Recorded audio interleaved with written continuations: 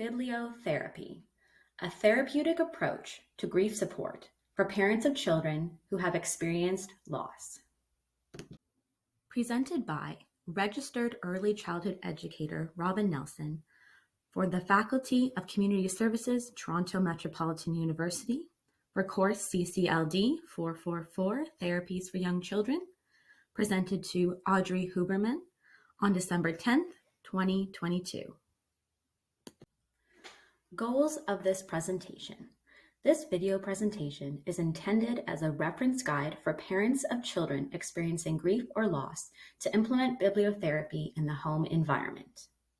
In addition, a selection of resources for both children and parents are provided to support the use of bibliotherapy in the home.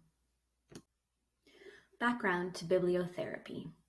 Bibliotherapy is defined as an interaction between the reader and certain literature, which is useful in aiding personal adjustment. The therapeutic applications of bibliotherapy were widely accepted as a treatment for soldiers in the post-war era. Reading materials were used in rehabilitation by developing living skills and bolstering self-esteem. Today, bibliotherapy is used as a cognitive behavioral therapy for people of all ages to integrate teachings from literature into therapeutic interventions. Stages of bibliotherapy. There are 3 stages of bibliotherapy, according to clinicians Mendel et al. The first stage is identification and projection. Second stage, catharsis or abreaction. Third stage, insight or integration. Stage 1, identification and projection. The first stage of bibliotherapy is crucial for the success of the overall intervention. The child will use cognitive and social emotional skills to connect themselves with the identity of the main character in the story or book. This step of identification with others and seeing themselves inside the story is the key element for engaging the child in texts that address grief and the process of mourning. Stage 2, catharsis or abreaction. In the second stage of bibliotherapy, emotional connections develop between the child and the book, and the child will begin to emotionally react to the text in the form of a physical and/or emotional reaction. A child has entered the second stage of bibliotherapy when they react outwardly. For example, tears, being visibly upset, drawing images from the text, asking questions about the text, needing a hug or reassurance, and/or retreating to a quiet space. Stage 3, insight or integration. At this stage, the child has experienced an emotional reaction to the text and will begin to internalize the meanings or morals of the story by making changes in both their behavior and emotional state. At this point, the child will demonstrate they have learned either a specific lesson from the text by using the same coping strategies as the characters, or behaving like the storybook characters by mimicking their responses to the grieving mourning process. At-home activity, reading diary. To use the principles of bibliotherapy at home, a reading diary is a tool parents can use to record the books they read with their child, the emotional reactions of the child, and any changes in observed behavior or emotional state. The reading diary should include any further questions you have as a parent to bring to your therapist's attention, and having a logbook of stories will allow for you to engage with the grieving process alongside your child by including your emotional reactions to the text. How the reading diary is created should be done individually and can take any format the parent wishes to use. However, here's a template of what information to include in the reading diary. 1. Include the date, time, and location where the book was read. 2. Record the book title and author or illustrator. 3. Include details about the story, for example, characters, names, setting, or any interesting details. 4. Record the child's reaction to the story, what they say, or how they react non-verbally. Include small details, as upon later reflection, connections might be made to the story. 5. Include any drawings or pictures the child creates after reading the story. 6. Journal your own personal feelings and reactions to the text, and include any questions for follow-up in a therapy session. The following is an example of a reading diary. October 30th, 2022, 7 p.m. bedtime, at home, child's bedroom. Book, No Matter What by Deb Gliori.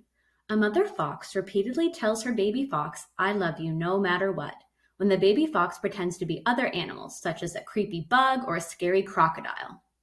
Child reactions. Wanted a hug after we read the story and asked to sleep with all the animal toys in her bed. Repeated the names of the animals, hugged them, and repeated, I love you no matter what. My reactions. I felt relief watching her comfort her animals and was soothed by her reaction to the story. She seemed to like pretending to be the mother fox and taking care of her babies.